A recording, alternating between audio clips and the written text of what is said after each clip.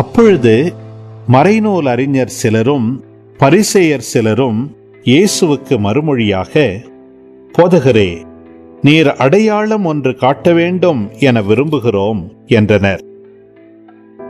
அதற்கு அவர் கூறியது, இந்த தீய விபச்சார தலைமுறையினர் அடையாளம் கேட்கின்றனர். யோனாவின் அடையாளத்தை தவிர வேறு அடையாளம் எதுவும் கொடுக்கப்பட மாட்டாது. யோனா 3 பகலும் 3 இரவும் ஒரு பெரிய மீனின் வயிற்றில் இருந்தார். அவ்வாறே மானிட மகனும் 3 பகலும் 3 இரவும் நிலத்தினுள்ளே இருப்பார்.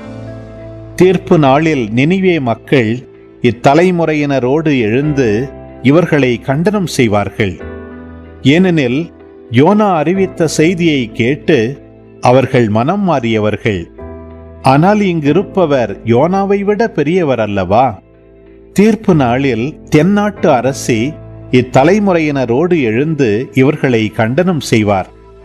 ஏனெனில் அவர் சாலமோனின் ஞானத்தை கேட்க உலகின் கடைக்கோடியிலிருந்து வந்தவர். ஆனால் இங்கிருப்பவர் சாலமோனிலும் பெரியவர் அல்லவா?